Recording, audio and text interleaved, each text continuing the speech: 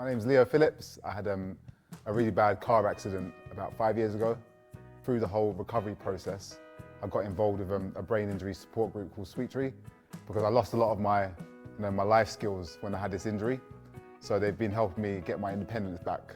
I couldn't live by myself anymore because I lost all the independent skills like cooking, cleaning, waking up on time, washing, etc., etc. Imagine, you're a fully functioning adult and then you go back to being like a 5-year-old. That's how it kind of felt. I could barely walk and talk at the early stages, and I've had to literally relearn everything all over again.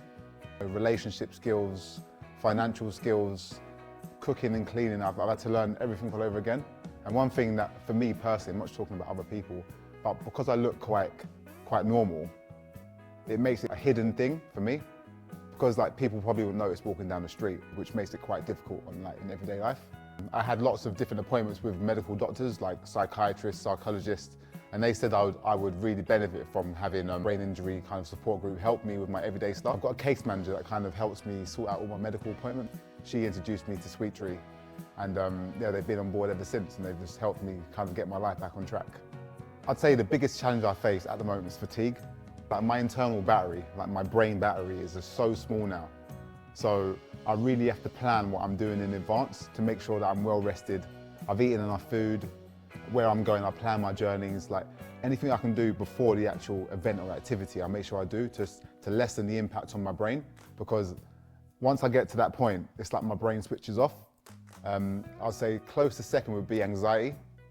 I get really bad, debilitating anxiety, which messes with my thoughts.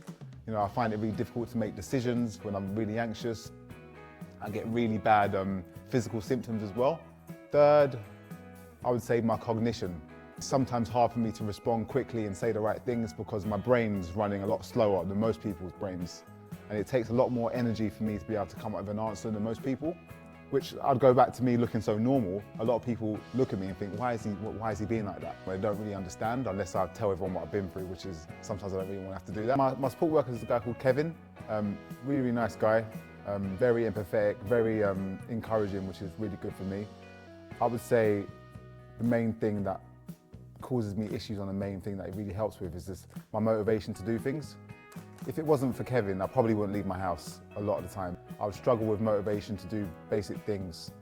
And I know for me, getting to the next stage of my recovery is doing all the things that I'm fearful of, like going out, being in social settings, being around other people, making decisions, etc. like that. And he really helps me just have the confidence to do it. But he's not intrusive, which is a good thing that I like. He kind of sits in the background, but I can see him and I know he's there, which gives me a bit more confidence. He's always up for doing something new, which is always nice. He puts forward plans as well, which is nice. Sometimes he says to me, oh, why don't we do this? Because I know you like doing things like this. And he always encourages me. It's probably the most important thing for me now is to get my confidence back. So at a point in the future, I can do all this stuff by myself. And I'd find if I didn't have the support worker, especially Kevin at the moment, I'd probably struggle to do that long term.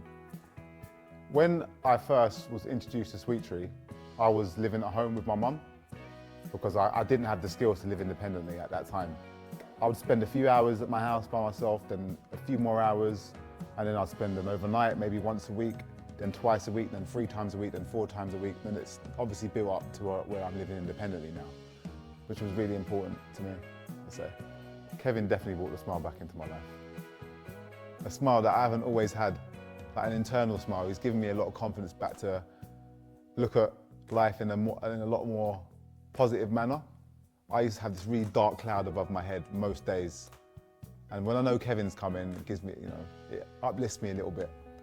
I'm not complaining at all because I could be dead right now, So I've got the best situation, I've had the best outcome possible because I've seen a lot of other people that have been through the brain injury journey as well that are a lot worse off than me. So I'm very, very grateful for the outcome I've had. I can still walk, I can still talk. I've got most of my inhibition back. But, it still is difficult, but I'm very grateful. I'm humbled through my experience, I'd say. And if someone said to me, could I turn back the clock and not have this happen to me? I'd say no, because it's made me into a better person now. All the doctors that I've spoken to, they said I had an 80% chance of dying. So I've got a 20% chance of me living, and I'm still here. I probably feel the best I've felt in a long time.